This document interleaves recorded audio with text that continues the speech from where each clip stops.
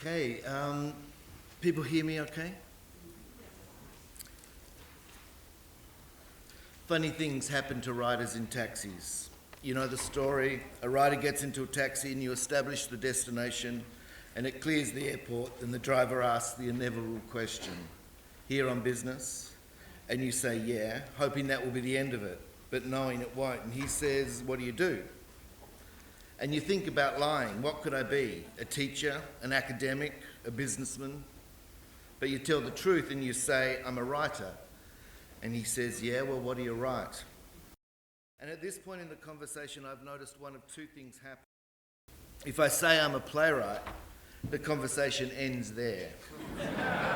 Sometimes with a look of pity or disappointment. But if I say I write for film, it's like a door opens and the conversation really begins. This says something about the audience reach of the two mediums. Taxi drivers don't go to the but everybody has a relationship to film. Wants to talk about it. And drivers, being taxi drivers, inevitably ask, so what films have you written? And your heart sinks a little because you've had this conversation before and you know how it ends. It's a test, you see. Are you somebody, he's asking. You mention a title and he says, no, I didn't see that one. You mention another, no, I didn't see that one either. You mention another and he says, heard of it, but no, I didn't see it. And so you end up feeling like the screenwriter of all the films that no one saw. Actually, I've been mistaken for somebody important in a taxi once. I was on my way to a funeral, so I was wearing a suit, which is unusual for me. I avoid them when I can. And the taxi driver said, I don't agree with what they did to you, Gillard and her mob. And I think about it for a moment and I realise he thinks I'm Kevin Rudd. And this was shortly after he'd been deposed as Australia's Prime Minister by, God forbid, a woman. And as an aside, I wonder why in your country you can elect a female Prime Minister and keep her there for a decade, whilst in Australia the election of Julia Gillard unleashes a wave of latent misogyny until she is hounded from office by the Murdoch media and the said Kevin Rudd. Our political cultures are similar, but we across the water have much to learn from you. Once I wouldn't have minded being mistaken for Kevin Rudd. I was moved when he stood in our national parliament and did what his predecessor John Howard had refused to do for so long, apologise to Indigenous Australians for the wrongs of history.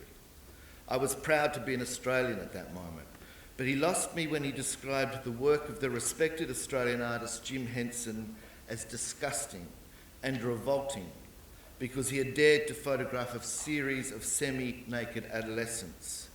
Pride turned to shame then, to think that we could be led by such a small-minded man. Far better to have said something like, well, they are not images I respond to, and I can understand why some people are offended by them and why they have provoked a sense of concern within some parts of the community. But isn't that the role of art? Isn't that what we expect of art? To provoke us, to make us think about the world we live in and the values we hold. Isn't that what art should do? It's the glasses and grey hair, of course, with Kev and me. My hair turned grey in my late 20s. I tell my kids it was their fault. It was the shock of them coming into the world, the shock of becoming a father, but it's not true. I think I went grey because I'm a writer and I worry. I become a writer because I worry? Or do I worry because I became a writer? And essentially that's what I want to talk to you about today, the worry of being a writer. I think if you accept an invitation like this to take up public space, then the onus is on you to speak on matters of significance, or at least to attempt to, and so that's what I want to do. I want to speak frankly, I want to speak truthfully about this thing I do called writing, about the worry of it and the joys of it, about the mistakes I have made and the things I have learned, about the things that go wrong and the things that go right. And along the way, hopefully canvass some of the bigger questions we face. And I want to speak about that thing that I wish Kevin Rudd had the grace to have said. I want to speak to you about writing as art, as something that can provoke us to think about the world we live in and the values we hold. as something that reflects who we are and suggests who we should be, as something that gives expression to the great themes of the day and that makes sense of the world we live in. And I want to pose this question: as screenwriters, is that what we aspire to do? Is that what is expected of us? Or is our job to tell a bloody good story, preferably in 3 acts with a damn good crisis and a redemptive ending which gives the audience a sense of hope and makes as much money as possible? Art versus commerce.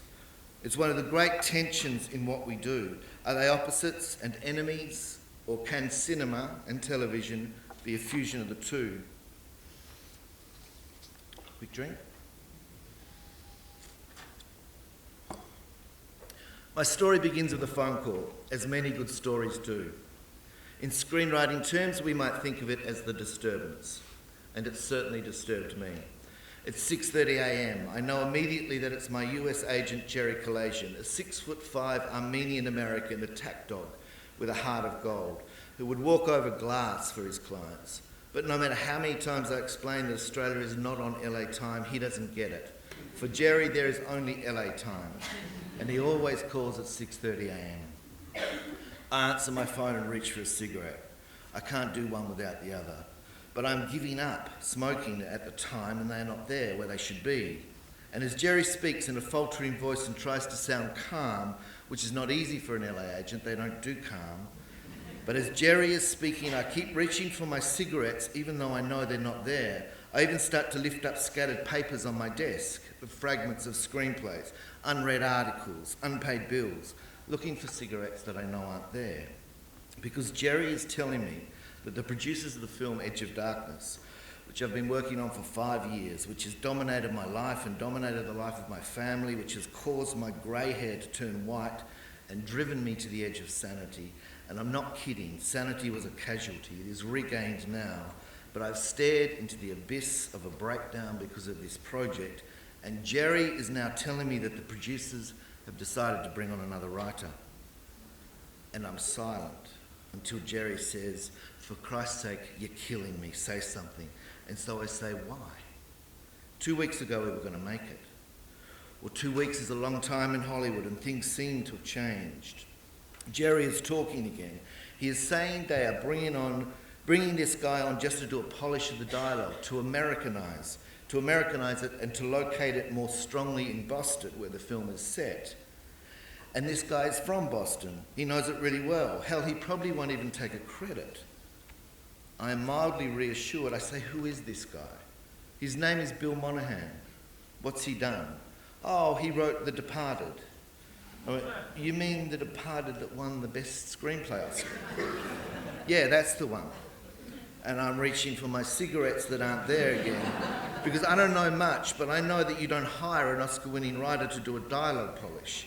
And an Oscar-winning writer does not pick up someone else's work without taking credit. I mean, the guy doesn't need the money. And then I hear Jerry say something I will never forget, because he can read me and he knows how I'm feeling, and he says, "There is no shame in this. This happens to every writer in Hollywood, from the lowest to the best. This happens to everyone." And I say, "Yes, but that doesn't make it right." And when I get off the phone, my hand reaches for the cigarettes that aren't there, and I call Martin Campbell, the director of the film. And I like Martin a lot. He has become a friend. We've eaten together and we've drunk together and told each other stories in Los Angeles and London over several years. And he has been amazingly supportive and patient, and he has fought for me all along the way. And I say, "Martin, what's going on?" "Darling," he says, "there's absolutely nothing to worry about." He calls a lot of people darling. It's a sign of affection, but it's very un-LA. And Martin actually hails from New Zealand. But he spent most of his time since he was a young man in London until he moved to LA and became a director of large-scale action films, including Casino Royale and the Zorro franchise, among many others. I should also point out that Martin directed the original BBC television series of Edge of Darkness, and this project is his baby, and he has steered it through several sets of producers, but he has always remained loyal to me, and I would go to hell and back for him. And if he says, "Darling, there's absolutely nothing to worry about," I believe him. But I say, Martin, if you need to do this, if we have come to the end of some kind of road, then I understand. It's been great, but hell, I understand.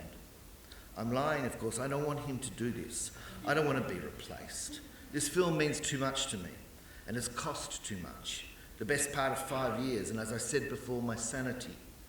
And Martin says emphatically, Monaghan is coming on just to do a polish, to Americanise the dialogue, and to locate it more strongly in Boston. Nothing will change. It will remain all your work. You are the screenwriter of Edge of Darkness. There is no shame in this. This happens to every writer in Hollywood, I think to myself. And so I get off the phone and I email the film's producers and I say, I understand you're bringing on Bill Monaghan. I've been told by Martin that it's just a dialogue polish. Can you clarify the situation for me? And the producers email back and say, absolutely. Bill is just doing a polish to Americanise the dialogue. It's business as usual. There is nothing to worry about. And I reach for the cigarettes that aren't there. And I think to myself, maybe this isn't so bad. Maybe this hotshot Hollywood Oscar-winning writer will come on and iron out the rough patches and give it a Hollywood shine. And at the same time, I'm thinking that it's the rough patches that make this screenplay what it is. And Hollywood shine is the very thing I've fought against through the last 7 drafts. And I look out my office window, which overlooks a valley of several paddocks on our farm in Wollonga. And it's a long way from Hollywood. And it must have been spring because the Salvation Jane was in bloom. And for those who aren't familiar with Salvation Jane, it's also called Patterson's Curse, which I find interesting why for some it was regarded as salvation and for others a curse. But it forms a great carpet of purple across the valley and is really quite beautiful to look at. But it's actually a noxious weed. And I leave my office and walk into the paddocks and start to pull it out, plant by plant. And it's hard to know what to think, but I know what I'm feeling. I'm feeling ashamed, like I wasn't good enough. And of course, this is ridiculous because, like Jerry says, this happens to every writer in Hollywood. So stop feeling sorry for yourself. It's just a dialogue polish, after all. But I keep pulling out the Salvation Jane, plant by plant, until 4 hours later my wife comes looking for me. She is but by now worried, and she finds me there in the paddock still pulling out the Salvation Jane. And I look back at what I've done, and I've hardly made any impact. There is just a trail of dead plants. But the sea of purple goes on and on forever. And everybody knows that the worst thing you can do for Salvation Jane is to pull it out.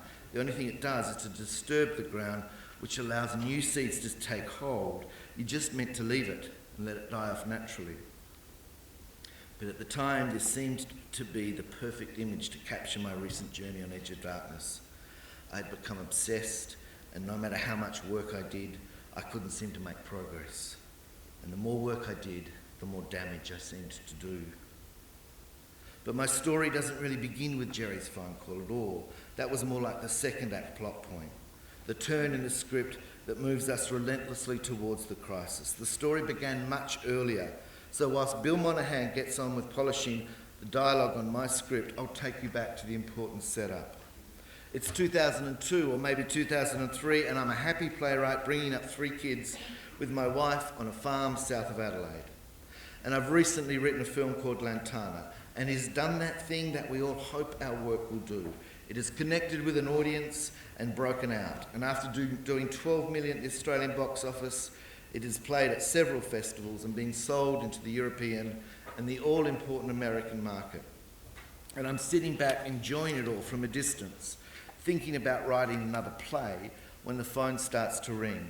Would you like to adapt Arthur Miller's View from the Bridge for the screen? Yes, absolutely. When do I start?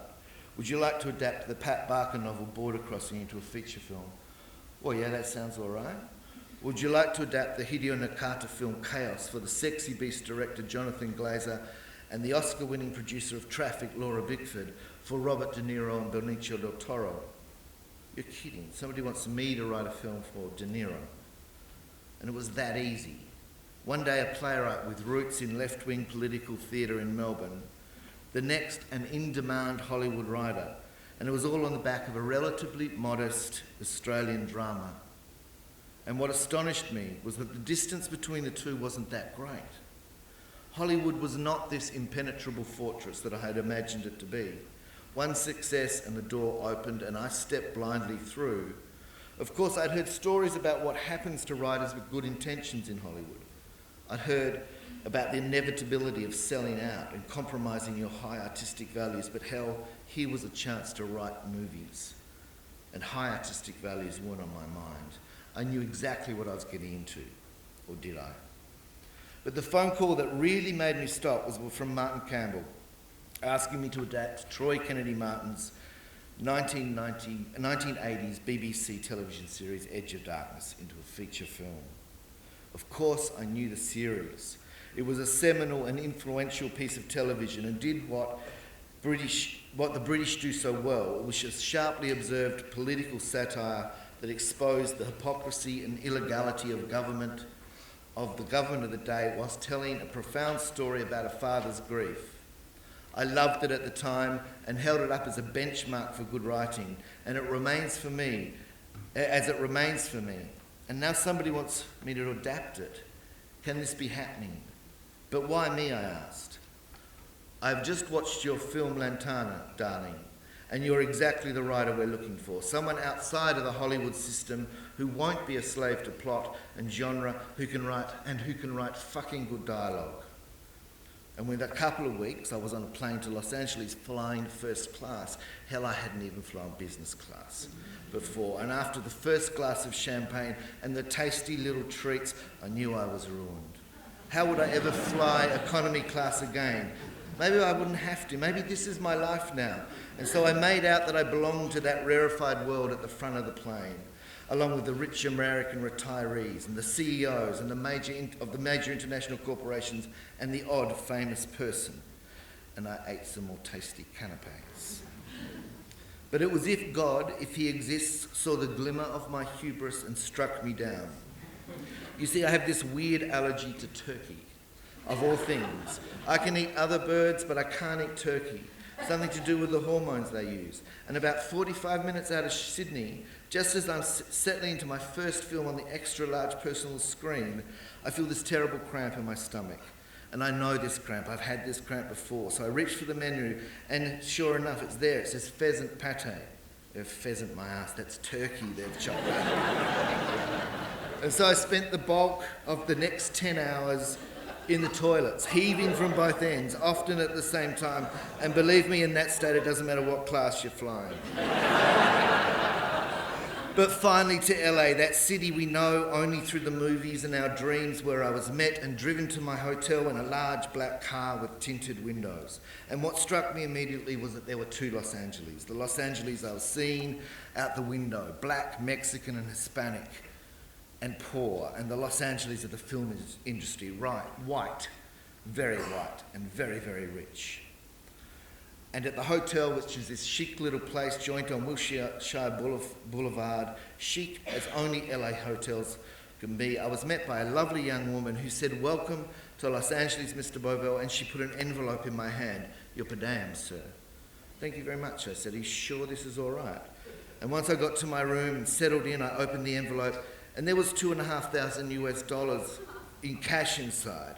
And the exchange rate at the time was about 52 cents, so I was holding about $5,000. I'd never held $5,000 in cash before.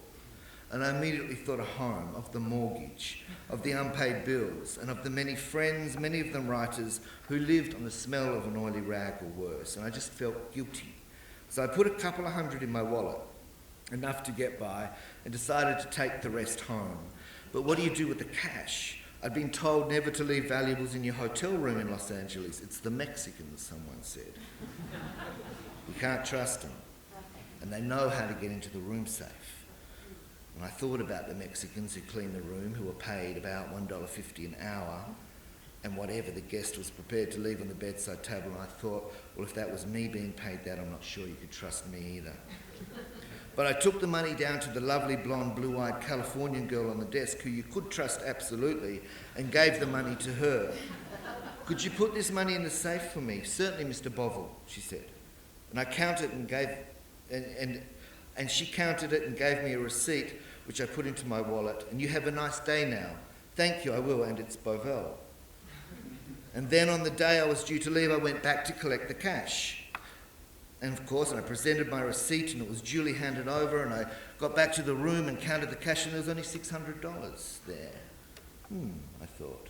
I returned to the desk and explained the situation, that there had been some kind of mistake. "I don't think so, Mr. Bovell," she said. And she presented me with a receipt, and sure enough, it said $600. I had not checked it. I simply trusted the blonde-haired, blue-eyed American girl and put the receipt into my wallet. I had been scammed, LA style. It would have been safer to leave the money with the Mexican maid. I had been an idiot. So lesson number 1 to Australian and New Zealand writers travelling to Hollywood: trust nobody and don't be an idiot. But I was in LA, of course, to meet with Martin and the film's producers, and Martin had a suite of offices at the old MGM studios, which were now owned by Sony. And even though it has become a Disney version of Hollywood studio, you could still feel the history of the place. And I have to admit, it was a buzz to be a part of it.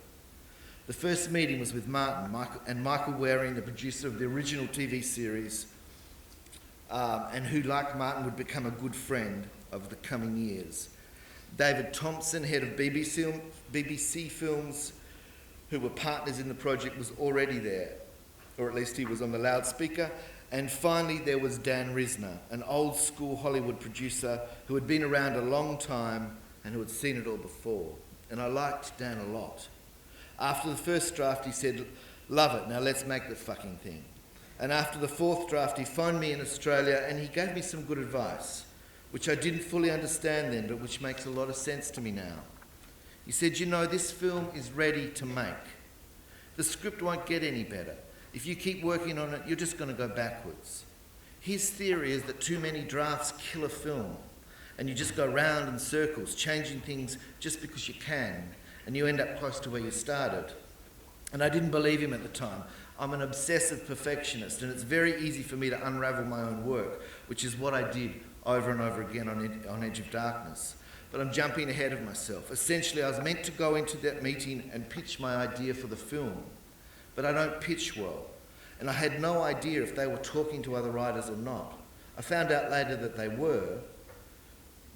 But then I didn't know that. So I didn't realise it was a competitive situation. And I'm glad I didn't, because the pressure would have been too much. I would have just said, "Give it to the other guy, I'm going home." So I didn't pitch. And I think they were a little surprised. But what I did instead was to talk as thoughtfully and as intelligently as I could about the material.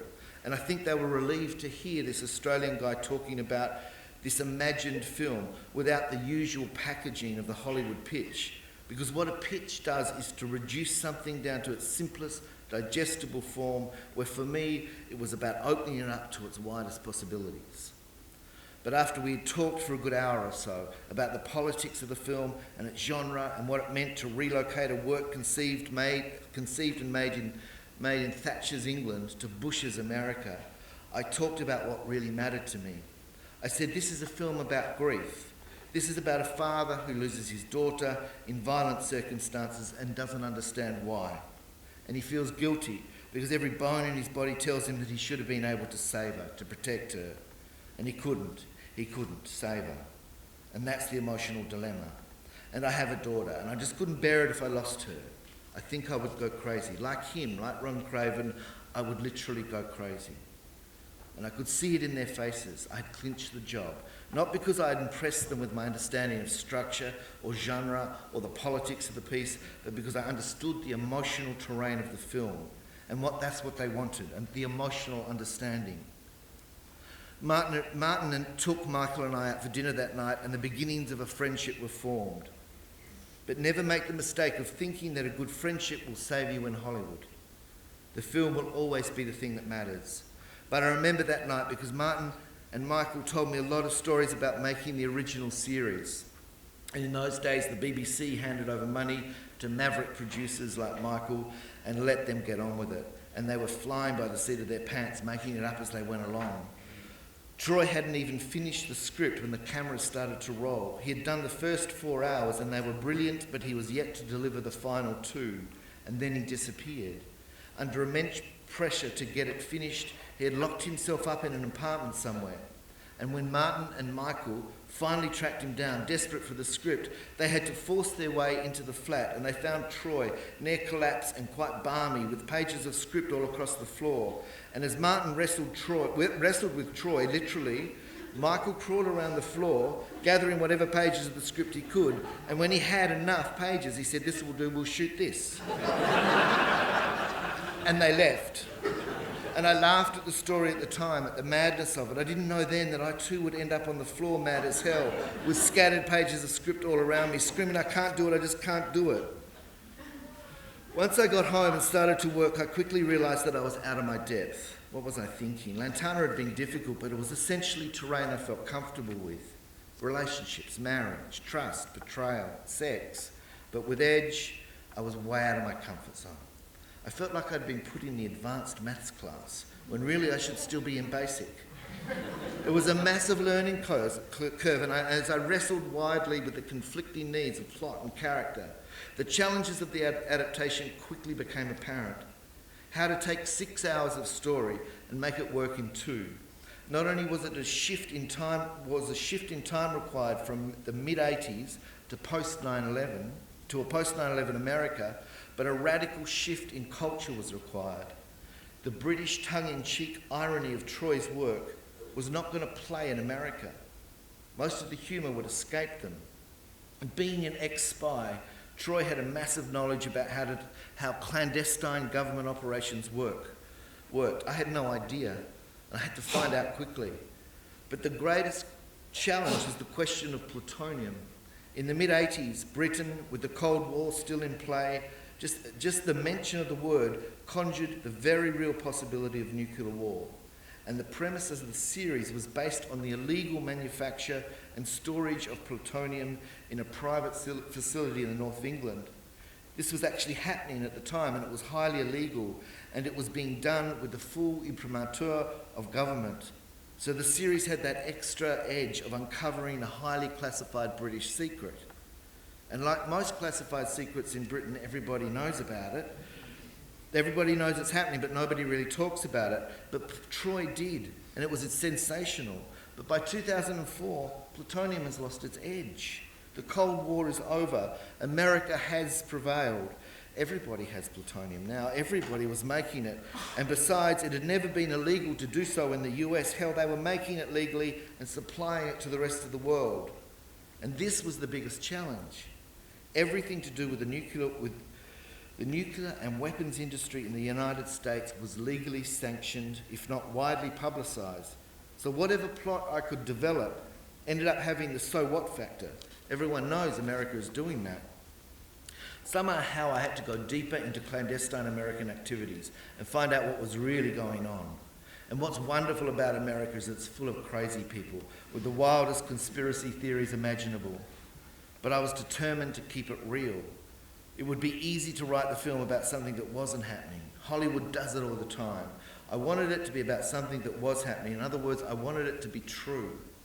And over the following months, I spoke to FBI agents, anti-nuclear activists, nuclear scientists, whistleblowers, and lobbyists for the nuclear industry. And slowly a picture started to evolve, and it was frightening. America is caught in its own trap. The weapons industry is indispensable to the economy, and it wields enormous political influence. Lockheed Martin, Honeywell, Halliburton, with its connections then to Dick Cheney, Raytheon, Northrop, Boeing, the Carlyle Group. They maintain facilities in every state of the Union, and if ever the political system moves to control their power, they simply threaten to close those facilities. They are a massive employer, so they retaliate against any congressman that moves against them by threatening to close key facilities. And so the politician in question faces a steep rise in unemployment in their own constituency and are voted out. And besides, they fund pro-weapons industry candidates to such a high degree that the opposition rarely gets a look in. That's democracy in the United States. And can Barack Obama change this culture? No, I don't think he can. But that's enough of that. Suffice to say that the research on this was fascinating, and the plot as it developed revolved around the development of a new and secret illegal nuclear weapon. The first draft took me about 8 months to research and write. I delivered the draft and was now on my way to London, first class, to discuss it with Martin and David Thompson and various other producers. The strength of the first draft was that I'd wrestled the material into a shape of a feature film. It now looked like a film and not a television series. It had a taut and gripping first act that would hardly change over subsequent drafts, a cumbersome second act with some good scenes, and a third act that didn't work and would continue to trouble me right through the writing process. But I learned something important in London. After delivering the draft, I wrote a comprehensive set of notes, deconstructing my own draft and laying out what needed to happen in the second draft. Perhaps I did this as an act of defence to preempt criticism, but it worked.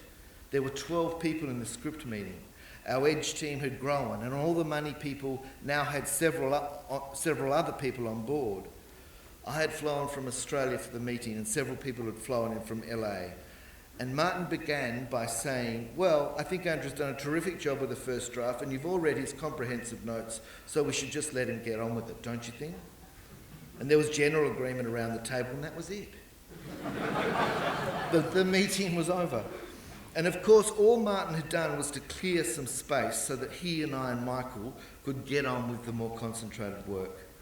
In the Australian film industry, and perhaps here as well, I think the tendency is to deliver a script and then to wait to be told what is wrong with it. And if the script development has been funded through a government agency, then we are told by various project officers and external assessors what is wrong and what needs to be done.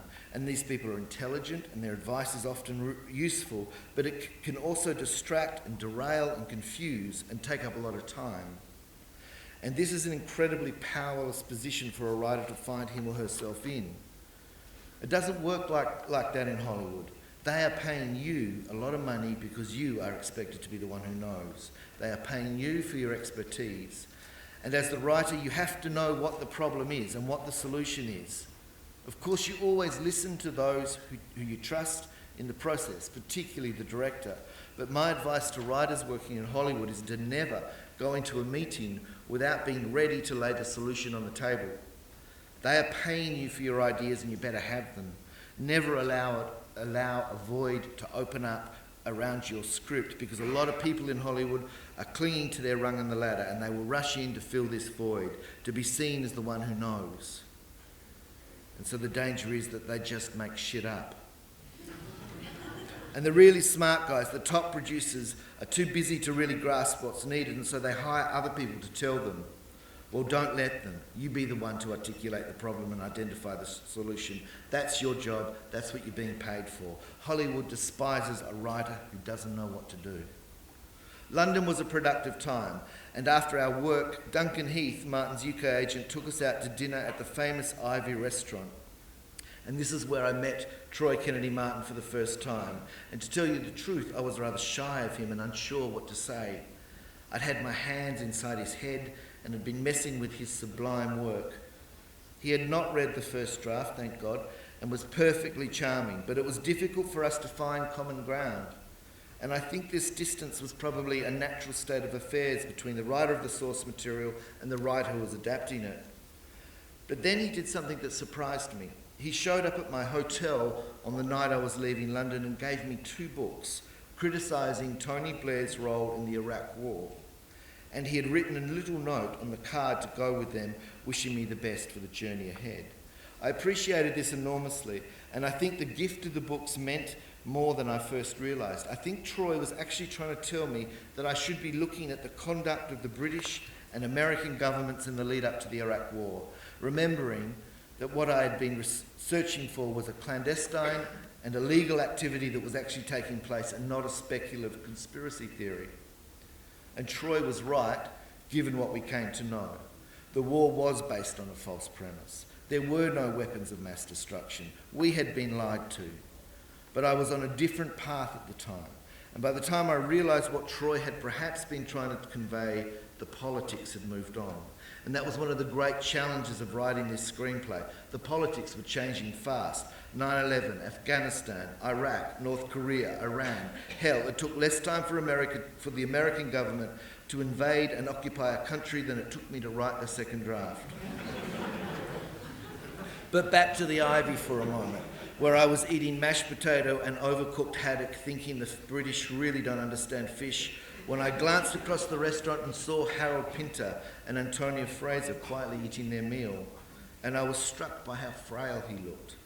Along with Arthur Miller, Pinter had been an enormous influence on me, as he has been for many writers. His work taught me about subtext and the powerful use of silence, and about the rhythms of the spoken language. And recently he'd made all writers proud when he delivered his acceptance speech for the Nobel Prize for Literature by reminding us that as writers we had a duty to expose the truth. I wanted to go over and thank him for his courageous speech, which articulated what so many of us had been thinking in that dark time. I didn't feel it was my place to interrupt his dinner and to impose myself. I regret it now and think about how lonely celebrity must be, even for a playwright. He died 2 months later. I went mad writing the second and third drafts. I don't know what happened, but I reached my own edge of darkness. You might think that with experience, the art of writing a good screenplay will get easier. But strangely, at least for me, the opposite is true. The more I know about it, the more difficult it has become. It's almost as if I know too much. And knowing too much can paralyse you with self-doubt, because you know when you're getting it wrong. You know when it's not good enough. And that's deadly. That voice in your head that is telling you it's not good enough. When I began writing, I knew nothing. When I began writing and I knew nothing, I felt free. I knew none of the rules and anything was possible. I took risks, probably without even knowing that I was doing so, and the risks paid off.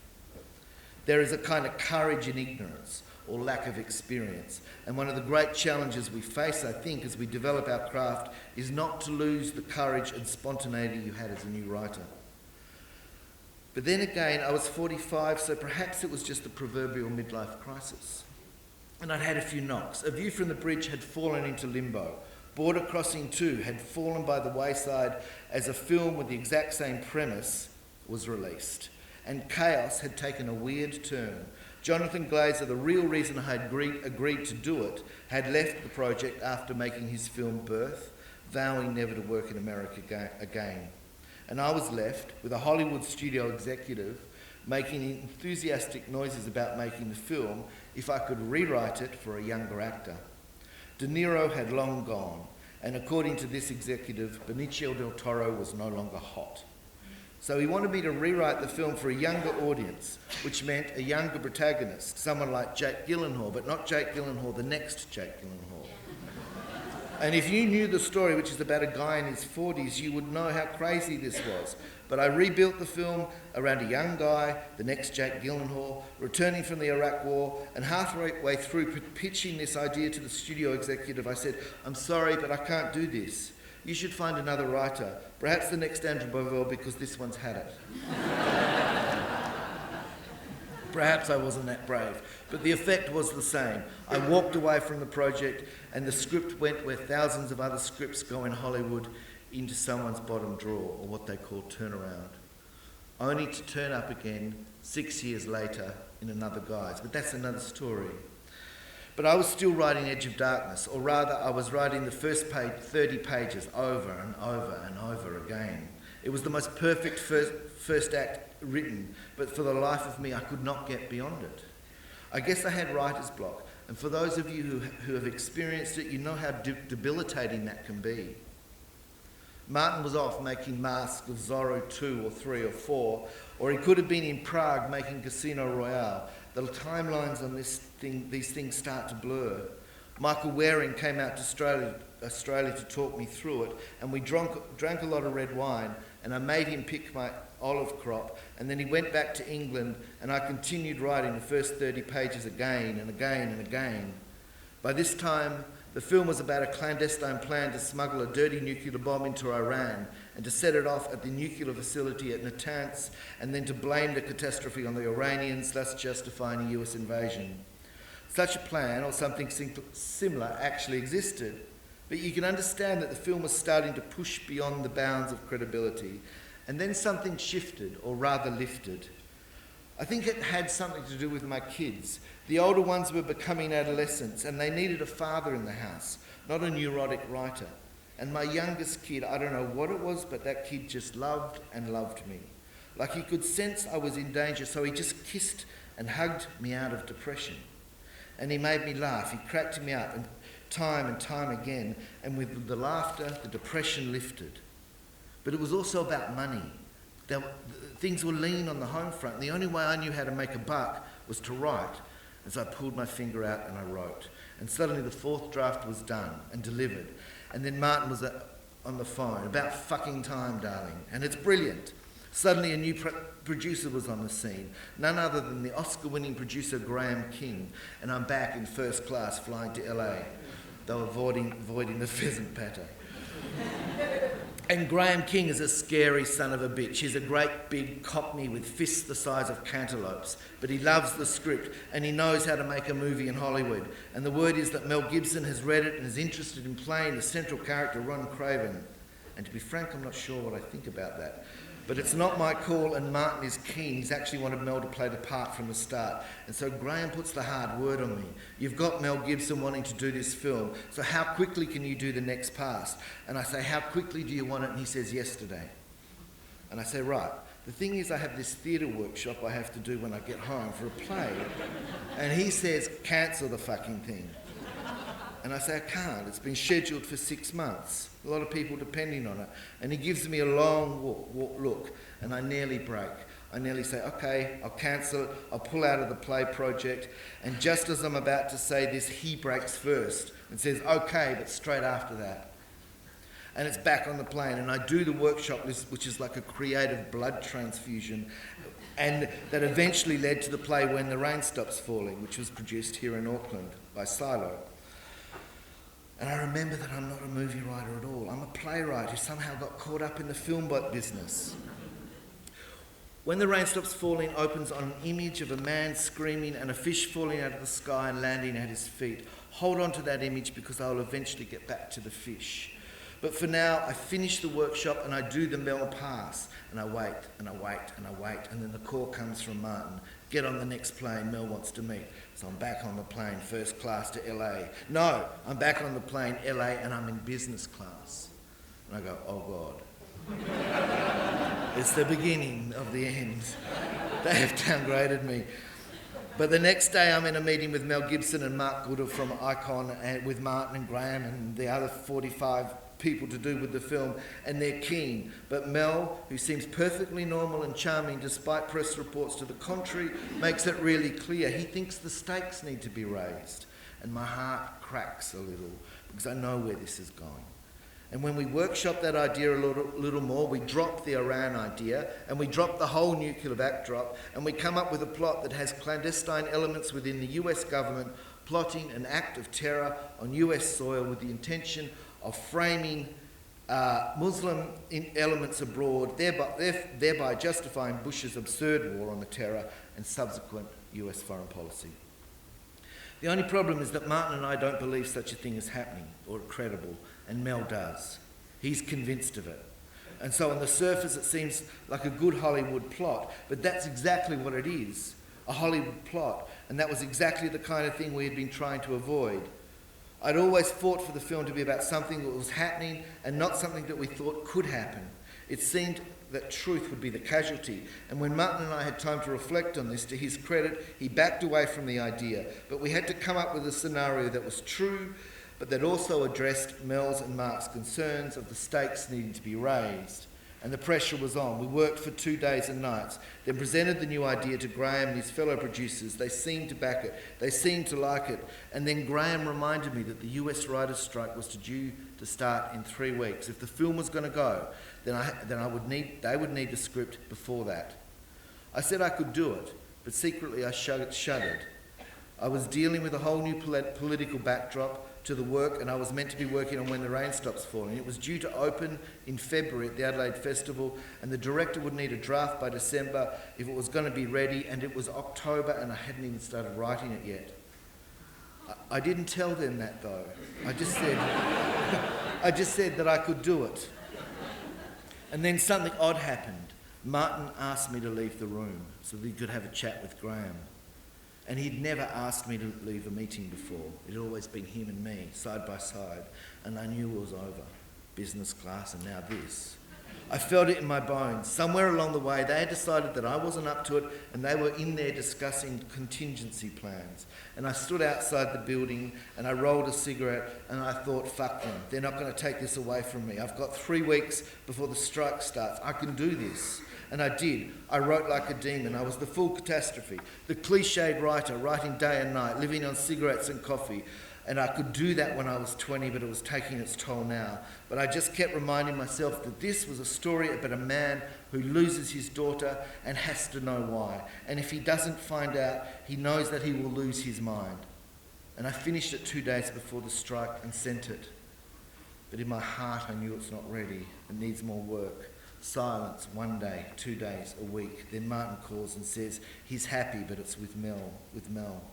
I hear nothing from Graham's office, so I email and ask what he thinks. And his words are chilling. He says, it's the best it's ever been. And maybe to some people that sounds good, but I knew exactly what he meant, and it wasn't what I wanted to hear, because he was telling me it's the best it's ever been, but it's still not good enough. And then there's the strike, and things go quiet for a long time. I give up smoking, and I write the play. Until one day the phone rings at 6:30 a.m. and I know it's Jerry because Jerry is on LA time and I'm reaching for my cigarettes that aren't there, and Jerry tells me that Bill Monahan is doing a polish.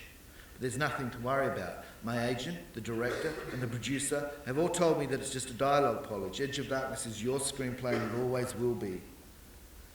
And then there it was, splashed across the pages of Variety, Oscar-winning writer Bill Monahan on board for a page 1 rewrite for a Gibson vehicle. It was a big story and it didn't include me. A page 1 rewrite, and I found out because of an article in Variety. Hell, that's Hollywood. Martin eventually sent me Bill's script, and it was difficult and strange to read because it wasn't my work and yet it was. There were traces, a scene here, a part of the scene there, a line of dialogue now and then, an angle on a character, an emotional moment, a reveal of this sort, as I had conceived it, but it was not my work. It was Bill's work. And I emailed Martin and I said that Bill has just pissed all over 6 years of work. All those great scenes, all those great moments, those shocking reveals, and Craven's terrible pain as he came to terms with the loss of his daughter, gone.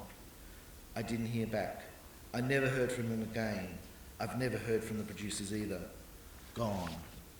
I like to think that they were too ashamed to face me, but really, I think they just moved on. Bill's script was slick and fast-paced. The writing was sharp, polished. There was a clear sense of a 3-act structure, and he hit all the right structural moments. And yet, it read like many other American screenplays I had read. And it had lost many of the qualities that distinguished it from any other Hollywood thriller. My script was dense and tried to convey too much information. Bill's script was clear and conveyed hardly any information at all. My script retained the essence of Troy's work and even some of his iconic moments, including the infamous kissing the dildo moment for those who know the series. Nothing of Troy's work is retained in Bill's script for the eventual film, not even the central character's name, which had shifted from Ron Craven to Tom Craven for some reason. Perhaps there are no Rons in Boston. My script was about a post-9/11 loss of confidence in what it meant to be American. Bill's script was a reassertion of confidence in America. My script was about moral shades of grey. Bill's script was about moral certainties, good and evil, black and white. In my script, the protagonist didn't kill anyone. In Bill's script, he killed anyone who got in his way. My script sought to deconstruct the ideological framework that had defined America. Bill's script embodied and celebrated that ideology, that the rights of the individual must be asserted over the rights of the group, and that if someone does you wrong, it is your right as an American to seek redress in any way you choose. This is the very ideology that America used to explain and justify their response to 9/11. Edge of Darkness began as a critique of this ideology and ended up upholding it. That's Hollywood. And I would argue that that's the only narrative that the 3-act paradigm that we all know so well and which has come to dominate the way we think about storytelling in film can tell. It works, but only if the message is straightforward and clear and maintains the status quo. And the overuse of it only serves to simplify complex story ideas. And this is part of the reason why our focus has shifted back to television drama, because it is here where complex and nuanced story can be told. I don't blame anyone for what happened on Edge of Darkness. I don't blame Graham and the other producers. They had a movie to make, and I don't blame Mel or Icon, and I certainly don't blame Martin, who stood by me for so long. I don't even blame Bill. His work may have begun as a dialogue polish, but I know what happens. I've done it. You change this, you change that, and then you need to change the very thing that set it up, and all of a sudden you're doing a page one rewrite. If I blame anyone, I blame myself. In the end, I could not give them what they wanted, and that was my job. But when I finally read Bill's script and saw what it was that they wanted, I knew that it was not something I could give. I wasn't that writer. So who was I? Who am I? Recently,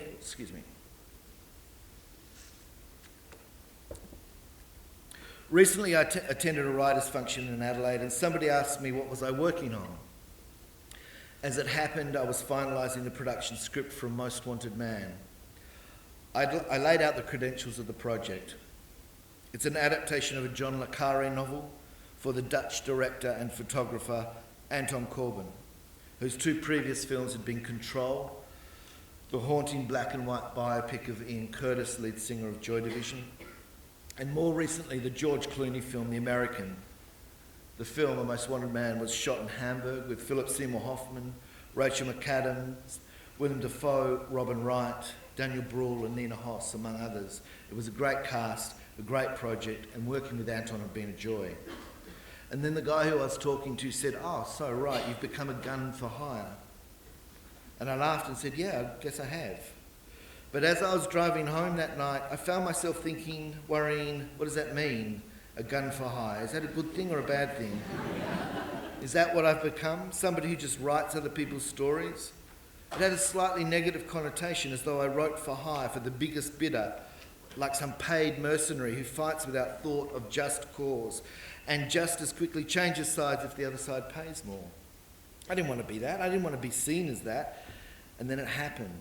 A big hole opened up in the road before me, and I drove straight over the edge, straight into the dark pit of despair, screaming, "Who am I? Why do I do this? I'm just a gun for hire." I fell into film. And I like to think that I would have found my way there eventually, but I wasn't looking for it. It wasn't the goal, so to speak. I was in my 20s, a playwright living in Melbourne, a part of the Melbourne Workers' Theatre Ensemble. I lived and breathed theatre. I wore black and I smoked roll-your-own cigarettes. And I happened to have a play on in town. It was called After Dinner. Unusual for me then, it was a comedy, and Baz Lurhmann happened to see it. And the next thing I knew I was writing an odd little film called Strictly Ballroom. Now here's the thing, I was every bit the serious young Melbourne playwright, and Baz was the opposite, the flamboyant Sydney director. How's this going to work, I thought. Well, it kind of did, strangely, for a while. I mentioned that I was a part of the Melbourne Workers' Theatre. For those who don't know it, it was a left-wing theatre company that began its life as a one-off theatre project at the Jolimont Train Maintenance Yard. It was a period of transition in the workplace as the conditions of workers were being eroded by the rise of economic rationalism. Our job was to work with the workers in order to create a series of plays that gave voice to their stories and concerns in those tumultuous times. That was my training as a playwright, to give voice to the stories of others, particularly those who weren't heard. And I've never quite shaken that training. It still shapes the way I approach my work. And suddenly there I was in Sydney working on a film about ballroom dancing. How would I do this? From the Dickensian industrial world of the Jolimont Train Maintenance Yard to the glittering world of ballroom dancing, you could not find two more different worlds, except they weren't as different as you might think. They were both worlds that belonged to the working class. And then I knew what I had to do. Strictly Ballroom would be a film about class. And so I presented my scenario to Baz. Scott Hastings, the film's protagonist, worked at a steel mill in Wollongong by day and danced by night. The steel mill was threatened with closure. Hundreds of people would lose their jobs. The union had lost the fight, and Scott, seeing the injustice of it, would rise up and run for shop steward and take on the bosses and lead the workforce on a strike, which would somehow, hadn't quite worked this bit out, but would somehow save the steel mill and everyone's jobs, and he would do ballroom dancing at night. And of course, there was a really interesting parallel, because as Scott became politicised at work, he found the courage to take on the corrupt powers that be in the ballroom dancing world and to finally dance his own steps. But that was the B story. Anyway, in the film's climax, the fight seems lost, the bosses will win, the steel mill will close, and Scott has to make a brilliant speech to rally the workforce to the cause. The problem is he's meant to be at the final qualifying championship ballroom dancing competition. So he's making the speech and the workers are rallying, but they're calling his name on the dance floor. And Fran, his partner, is looking anxiously at the door, tears in her eyes, and his enemies, Bill Hunter, etc., who also happens to own the steel mill, are smiling smugly, triumphantly. But somehow, through the magic of cinema, he makes the speech, he changes his clothes, and makes it to the dance floor in a brilliant slide across the floorboards to arrive at Fran's feet, and they dance until suddenly there is silence. The baddies have switched the music off. But somewhere in the crowd, someone is clapping out a beat. It's his father, who is wearing blue overalls and is one of the steel workers who had agreed to capitulate to the bosses' demands early in the film. And then someone else is clapping, and someone else, and Scott looks up to see an army of steel workers marching into the dance hall, clapping the beat, urging them on, and so they dance, and the music comes back on somehow, and everybody joins the floor, and love is in the air. And Baz, to his credit, to his great sense of collaboration, went with it, though sometimes with a slight look of concern, through one draft of 250 pages, through the second draft of 182 pages, through a third draft of 152 pages, until he sat me down and he said, "You know, I think the film is about ballroom dancing." And everything you were trying to say can be said through the metaphor of dance. And he was right.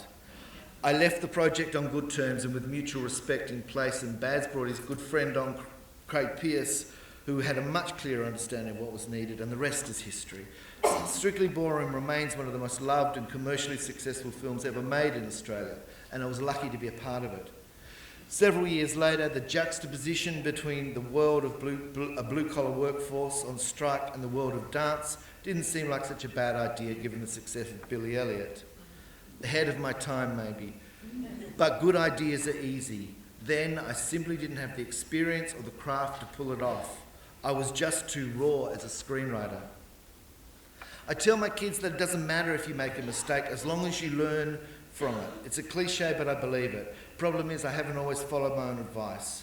I made the same mistake many years later with Edge of Darkness, as I've described. I overcomplicated the plot. I drove a political agenda. It's the playwright in me. I look for the cause, for the thing that must be revealed, the wrong that must be put right. I wonder whether sometimes being a playwright with those instincts is compatible with working in the film industry. I think it is if you can achieve the alchemy between political intent and story, if you can set a story about human need and desire within a political context. The question is, do audiences want it? A quick study of box office figures will suggest that they don't. Most of the audience continues to look to cinema to escape from the lives they lead, rather to be confronted by them. And so should we write to that audience alone? The call in Australian cinema from some quarters in the last few years has been that we should write films that people actually want to see, they say. What does that mean? Write films with happy endings. Write films about likeable people. Write films that give people a sense of hope. Fair enough, but those films will always be written. Those films will always be made. And plenty of films that set out to do exactly that fail anyway. If we heed this call, it's the films that don't set out to do that are put at risk. The tougher films, the darker films, the political films. The point is that we want Snowtown and the Castle. We want the Sapphires and Samson and Delilah. We want Once Were Warriors and the Lord of the Rings trilogy. We want the light and the dark, don't we? My son's a Liam Neeson fan. He says, "Dad, why can't you just write a film like that, like Taken or Taken 2?" And I say, because life's not like that. but might also be because I'm not clever enough. And anyway, I quite like a Liam Neeson film as well. But I'm not interested in escaping anything. I love a film that tells it as it is. I like a savage, brutal, miserable account of life. I quite like a melancholy mood. I'm not afraid of the dark, of human failing. I don't always want to see someone win in the end. I admire a film that earns my tears, and what makes me cry more than anything is when a film reveals just how savage and banal life can be and that human beings can survive it. And of course, the assumption that a political film is tougher and darker in tone and therefore less likely to appeal to a broader audience is wrong. A story about 4 young Aboriginal women overcoming racism in 1968 to realise their dream is one kind of political film. The Sapphires has made more than $10 million at the box office in Australia. Admittedly, a happy ending and life-affirming. It could be argued that mainstream Australian audiences are prepared to embrace Indigenous stories only if they don't remind them too much of the history and legacy of genocide and racism. But I'm not going to make that argument here. The film is a great success and we are all celebrating. And then there's Samson and Delilah, a much smaller audience, but not an insubstantial one, and a film that takes us right into the heart of that damaging legacy, critically recognised by the industry and embraced by an audience that want to think seriously about the country we live in. And often it's as much about whose stories are told and who appears on the screen, which qualifies as a work as being political. The television series The Slap, which screened here on TV3, I think, based on Christos Tsiolkas' novel, captures an Australia I recognise. The Lebs, the Greeks, the Italians, the Muslims are no longer just on SBS, no longer the neighbours, the comic relief, the best mate, the support act. They are in the main house, placed right at the centre of the frame, and Australian audiences embraced it because they were seeing themselves and their lives represented truthfully. So I'm a playwright with a political impulse, looking for a way to land it safely in the context of film, or preferably dangerously. I've made mistakes and I've pushed the politics too hard, but I'm also guilty of doing the opposite and letting the politics slip away from a project, softening it, on the assumption that a more palatable version might prove to draw a broader audience. I want to talk about the film Blessed. It's one of those Australian films that came and went, one of those Australian films the taxi driver never saw. I said I was going to speak frankly, well, I'm about to, but I want to frame this in terms of the mistakes I made and leave others to reflect on their own. But first, we might just play a quick scene just to give you a taste and to give you a break from the sound of my voice.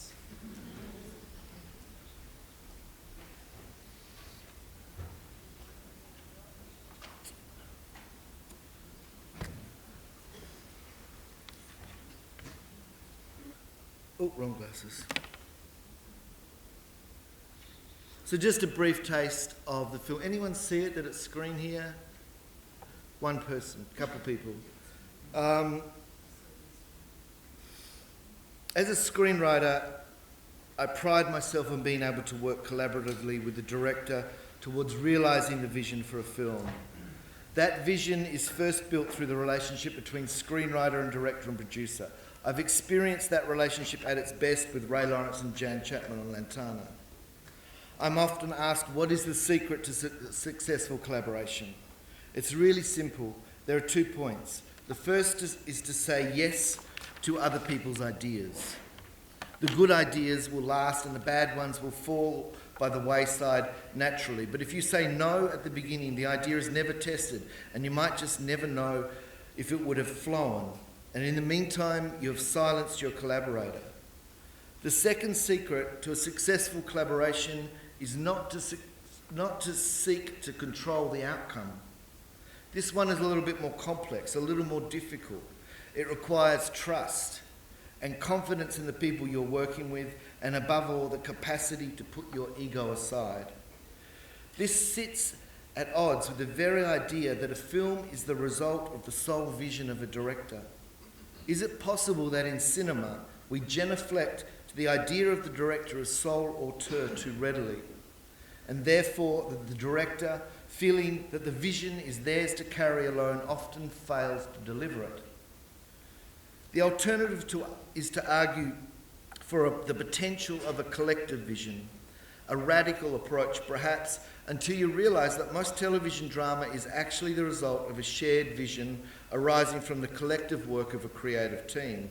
And it's worth pointing out that the most interesting, the most compelling, the most groundbreaking storytelling for the past decade or so has been taking place on the small screen. I wonder if it's time for cinema, which has always regarded itself as a superior form, to take a lesson from the way television drama is created. At the end of the shoot on Lantana, Ray Lawrence printed up a t-shirt for everyone involved in the film.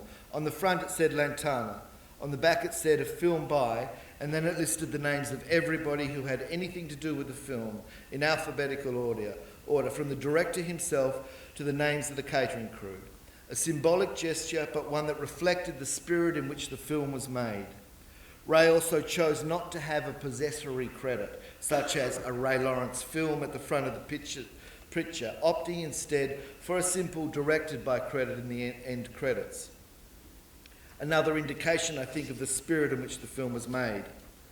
I'm not entirely opposed to the possessory credit if someone has conceived, written and directed a film, but I balk at it when the film's writer has generated the original idea. Ray and Jan Chapman, the film's producer, made three important gestures towards me as a screenwriter. The first was to ask me to be on set as much as possible. The second was to hold a reading of the screenplay with the cast for the crew and all involved in the film. It served to share the story with everybody who was about to make it, and it was a mark of respect to the screenplay and its writer. It said, "This document matters." The third thing was to welcome me into the edit room. Not just welcome me, but to recognise that my insights were of value. I hold Lantana up as a model for a successful collaboration in film, and I believe that the film's success reflected the way it was made. It's become a benchmark against which I measure other films. Like Lantana, Blessed was based on a play. It was called Who's Afraid of the Working Class and came out of a collaboration between myself, Patricia Cornelius, Melissa Reeves, Christos Chalkis and Irene Vella. It was written for the Melbourne Workers Theatre to mark the company's 10th anniversary. It told the stories of a number of largely unrelated characters as they negotiated their way through difficult lives, made even more difficult by the impact of economic rationalism. These were people whose lives were not made better by the transformation of the economy that took place in the 1990s. It was a play about the people that were left behind. On opening night, the five writers sat in the back row and we held each other's hands. We did not know how what we had written would be received. The play was as much a critique on the left as it was on the right, of the right. It felt like a risk was being taken, and theatre is at its most potent when something is at risk. By the end of the opening monologue, delivered by a 17-year-old boy who was describing giving head to Jeff Kennett, an important political figure at the time, in a lift in Parliament House, we knew that we had the audience with us.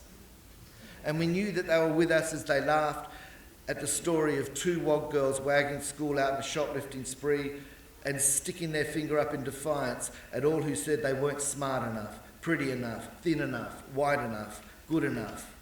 And they gasped as they witnessed an Aboriginal man wearing a suit telling a white woman that her cunt smelt like death. It's a quote. And you could hear a pin drop during the play's moments of emotional revelation as a woman called Rhonda described the death of her two children that we just saw from a fire in a charity bin and screamed in rage at the futility of her life. There is nothing so powerful in the theatre than the sound of silence created by a room full of people listening. There were cheers at the play's end. There were people wiping their eyes. The applause was long and genuine.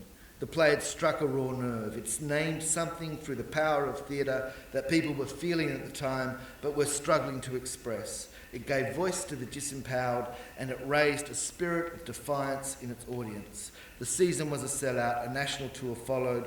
The play has since taken its place in our theatre's canon as being one of Australia's more important political plays. It was optioned a few years later, around 2002, and eventually found its way to the screen in 2009 as an Anna Kokkinos film called Blessed. A 7-year journey. The film split its audience. Some people found it deeply moving, others found it unrelentingly bleak and inauthentic. I don't want to talk much about the film itself because people have the right to their own responses, to like it or not, or to feel indifferent. But what I'm interested in, what I'm trying to understand, is why the play brought its audience together whilst the film left its audience divided. What happened? What changed? And more generally, what can our film industry learn from this case? I have a theory that as the work moved from the shared vision of 4 writers and a composer, later to broaden to include the vision of the play's director and its cast, to the single vision of a director, a filmmaker, something intrinsic to the spirit of the work was lost. And I believe that if we've been able to extend the collective vision of the play through to the film, the work would have retained its power to unify its audience. So what happened? The first mistake I was made was to be seduced by the argument that 4 writers could not write this film, that the process would be too unwieldy, too difficult to manage, that 4 writers could not be trusted to produce a unified screenplay, and that as the most experienced film writer in our group, I should write the film myself. That was the director's argument, and I agreed with it. Fortunately, my colleagues didn't and told me to pull my head in. And to their credit, the director and the then producer reconsidered and agreed that all 4 of us would write. But something had happened. A hierarchy had been named where there had not been one previously. In our collaboration, no one's voice was given more importance than anyone else's. Now it was implicit that my voice would carry more weight than the other writers. It was a crucial mistake. The play's success was in the coming together of different voices, not in the ascendancy of a single voice. And I'm curious why this is more possible in theatre and television than in film. The second mistake was to accept without more rigorous examination the argument that the director would choose the composer of the film. Of course it was her film, her vision, her right, and she chose to work with one of the most talented and experienced composers in our film industry. The consequence of this, though, was that the 5 of us who created the underlying work became 4. Irene Vella was not just the composer of the play, she was a key member of the collaboration, responsible for the vision of the work and credited as one of its writers. But because her language was music and our language was words, we got to continue and she didn't. Irene accepted the situation with good grace and perhaps a degree of resignation. But something was ruptured. We should have fought harder to retain the integrity of our collaboration. And the film lost the opportunity to work with a distinctive voice in Australian contemporary music. It was an opportunity missed. I wish we had the strength and the confidence at the time to have said, it's the 5 of us, take it or leave it. What is the worst that could have happened? The film wouldn't have been made, so be it. We would have lived. After 2 drafts, a significant shift in the work took place. There was a sense that the film wasn't working. Can I just check? It's 10:30 finish. I've got more material than we're going to have.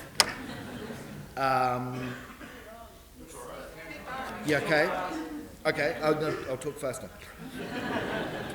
After 2 drafts, a significant shift in the work took place. There was a sense that the film wasn't working, but the draft was no more problematic than a second draft of a screenplay written by a single writer. It was no worse, say, than a second draft of Lantana or A Most Wanted Man. It was very much a work in progress. However, I led an argument backed by the director to restructure the film around 2 halves and, crucially, around a series of relationships between mothers and their children. In the process, the title was changed from Who's Afraid of the Working Class to Blessed. At the time, this felt like a breakthrough. I was excited by this new structure, and the new title seemed, at the time, to work well. After a lot of debate and in the spirit of collaboration, we all embraced it, but not without concern that something was being lost. With hindsight, I can see what was happening, and I think my co-writers saw this before I did. The change in the title indicated a softening of the film. It was losing its hard edge, its political edge, and in the process, the characters and the storylines that were more political in their content were being put at risk in favour of the storylines that were more emotional. The hardness was being taken out of it and being replaced by something softer, more benign. It was subtle, but the characters were losing a sense of defiance that defined them in the play. Instead of fighting against the economic circumstances that threatened to impoverish them, they seemed already beaten by it in the film. In their defiance was dignity. There was life. Without it, they were reduced to being merely victims. James Parker was a crucial character in the play. In many ways, he was its most important damaged soul. He was an Aboriginal man, a member of the professional class, a man who wore a suit. He was played by Glenn Shea and Tony Briggs in the play and by Wayne Blair in the film. On hearing that his mother has passed away, he is called into the morgue to identify the body. On seeing a woman laid out on the gurney, he disowns her. This woman is not my mother. The woman is white. And as his story unfolds, we learn that he was an Aboriginal child who has been brought up by a white woman who valued education above anything else. She is a good woman. She thought that she was doing the right thing, giving this boy an opportunity he wouldn't have had being Aboriginal in Australia. She thought she was saving him from something.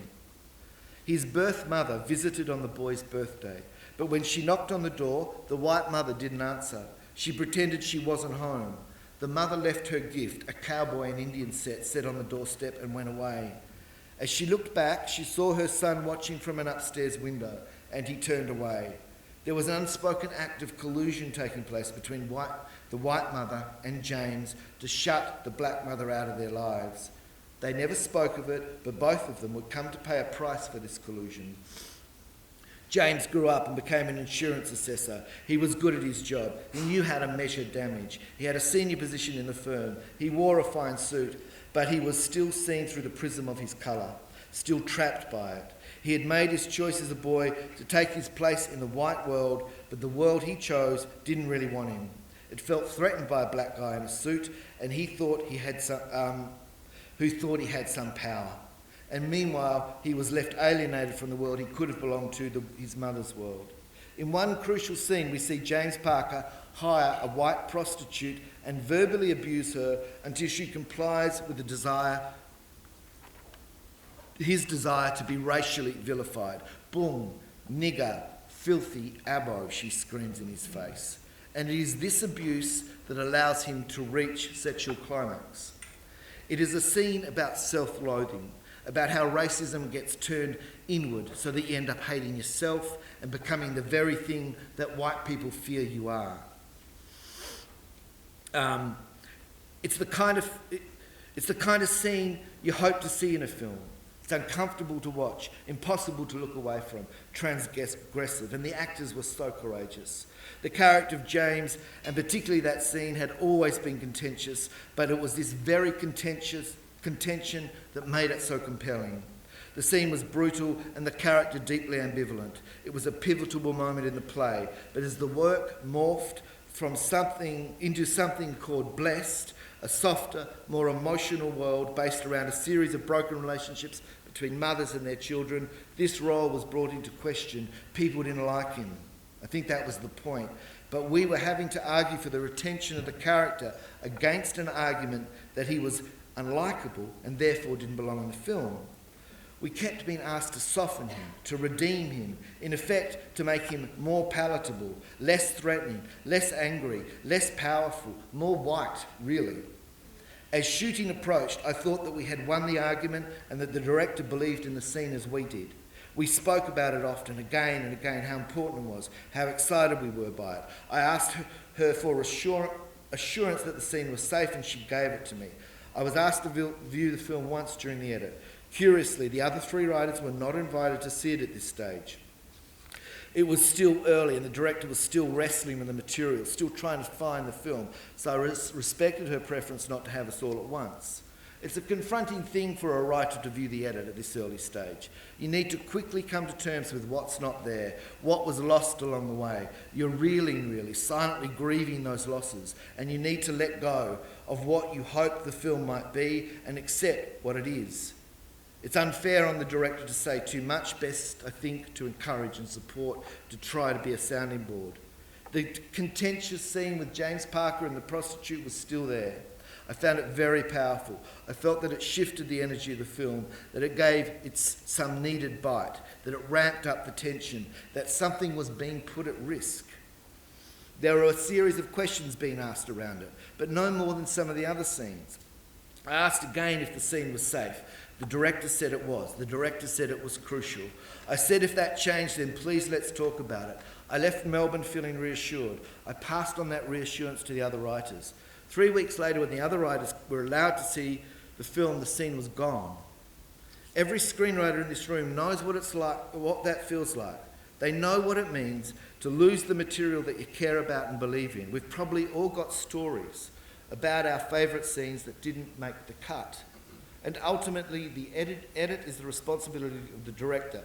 We understood that, so get over it. It's not that the scene was cut, it's how it was cut. We weren't included in the decision. We weren't warned. We weren't even asked for an opinion.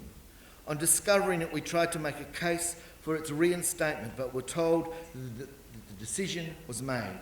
The door was closed, in our face, slammed shut. It was shocking. If we were forewarned, we would have fought it, and the director knew this. We would have fought it passionately.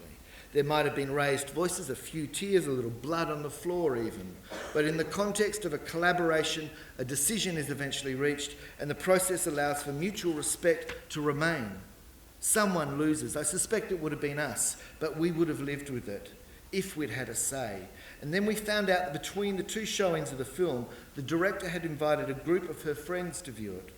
I wasn't there, I wasn't invited, nor were the other writers, so I don't know how the conversation went. But some of the people spoke to us later, and it seems it was generally felt by this group that the film would be better without that scene. As it happened, this group were all women, and they were all white. I make this point only in the context that they were being asked to comment on a scene about black male anger. In the scene, if the scene was to be tested against audience opinion, then perhaps the test group should have been more diverse. It seemed to me that the director and the producer got the answer they wanted, and all that this process achieved was to alienate the writers and to ensure that some of the most courageous work in the film ended up on the cutting room floor. The point is not that the opinions of a group were canvassed. The point is that we were excluded from this conversation. We were not asked to participate, to witness, to counter, to offer another view. There is nothing wrong with the director seeking the counsel of trusted friends, but there is something wrong when the opinion of this group carries more weight and is given more value than the people who wrote the film and the people who created the underlying work. Even in Hollywood, the writer is often engaged in the conversation after screenings, test screenings. Why wouldn't they be? And this is not just about the writers of this particular film. I say this on behalf of all writers in this industry. We are not the enemy. Don't treat us as such. We were left completely disempowered by the making of this film, humiliated in fact. I go to the end of the earth to write a screenplay. I go way beyond the call of duty, way beyond what I'm paid for.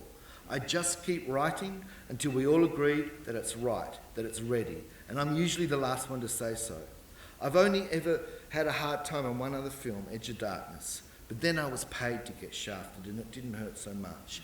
This hurt. In my 20s, I believed that there was an infinite number of stories to tell and that I would get around to telling most of them. It was all ahead of me.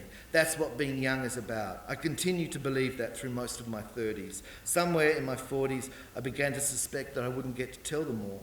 And now, having just turned 50, I know that the number is finite and a lot smaller than I ever imagined it to be. So when one goes wrong like Blessed did, it breaks your spirit. The best antidote for a broken spirit is to write. And that is what we have continued to do, each with our own work, Christos being a very successful novelist, the other being very successful playwrights, Melissa and Patricia. And importantly, we've continued to write together. We are currently working on a project. Ironically, it is called Bereft, which is pretty much how we all felt at the end of our journey on Blessed. In A Most Wanted Man, I feel as though I might have at last found that elusive balance between a political context and the needs of genre. The film tells a story about a young Chechen man who comes to Germany seeking refuge from the violence of his native Chechnya. But because of the mistrust that characterises the West's relationship with Islam since 9/11, we don't know how to read him. We suspect he wants to hurt us. Our fear of Islam has taken away our capacity to recognise innocence and genuine human need. I'm not going to talk the film up. It's bad luck to do so. It will be what it will be. But in the combination of John le Carré's deeply humanist novel, Anton Corbijn's cute, cool and enigmatic European aesthetic, and my search for the balance between genre and the politics, there is the potential for a gripping, compassionate and intelligent film. If the film is a success, and if its success is at all due to the quality of the writing, then it will be because I was given the room to find the story I wanted to tell by the author, the director and the producers, and because all of them have a deep respect for writers and what they can do. Under such conditions, a writer can do his or her best work. And my faith in cinema as the writer's role within it has been restored because of the film. Those of us who write for the screen are familiar with the argument that the screenplay is a blueprint, the architectural plan for the film. It has no artistic value or point beyond that. Some of us might actually agree with it. I don't hold that view. Architectural plans are more than a set of instructions. They contain a vision. So does a screenplay. The screenplay, whether written for the big or the small screen, must capture the imagination and inspire the director and the other artists, particularly the actors who will work on it. It must enable them to do their best work by engaging their instincts. It must win the confidence of those who will finance it. It must carry the possibility of the film and evoke the experience that will be offered to the audience. It must convey pace and rhythm and tone. It must offer the most vivid images and reveal the complexities of human behaviour, not through the interior voice of the novel, but through what a character does, what a character says, and what a character fails to say. A good screenplay is like a fine poem, where the most amount of meaning possible is expressed with as fewer words as possible, where what sits on the page is the tip of the iceberg and the portal to a depth of meaning that is often left unsaid in order to allow room for the camera to reveal what's hidden. Often the best dialogue in film simply frames the moment. Writing a screenplay is about creating the space for an actor to fill. The camera is at its most revealing in the spaces between what is said, in the silence and stillness of the moments in between. And of more and more interest to me as a writer is not what a character says, but what they struggle to say, but their struggle to say it. Their search for meaning in the words they use to describe their world. Not so much what they convey, but their failure to convey it. That's art, that's literature, that's whatever you want to call it, but it's not just a set of instructions that may or may not be followed. Last page. When I was younger, my friends called me Clark, as in Clark Kent. I had different glasses then and different coloured hair. Sometimes I still feel like Clark Kent, a little awkward, a little inconsequential, and sometimes I feel like Bruce Wayne, a little dark and a little weird. But then I put on my metaphorical writer's cap and I discover powers I didn't know I had. Maybe I am a gun for hire, but what a work says matters to me. Just cause matters to me. Collaboration matters to me. The people I work with matter to me. Whatever I am, I'm just so lucky and honoured to be a writer. So I'm in a taxi, and we've just cleared the airport. True story. And the taxi driver says, "Here on business?" And I say, "Yeah." And he says, "So what do you do?" And I think about line, I think about all the other things I could be. I think about that garden. But I say, "I'm a writer." And he says, "Yeah, what do you write?" And I'm not up for the conversation, so I say, "I'm a playwright. I write plays," thinking this will end it. And he says, "Yeah, I saw a play once. Something about rain. Starts with this guy, and he screams, and a fish falls out of the sky and lands at his feet." "Yeah," I say. "What was it about?" And he says, fucked if I know, mate, but it was bloody good." Thanks for listening.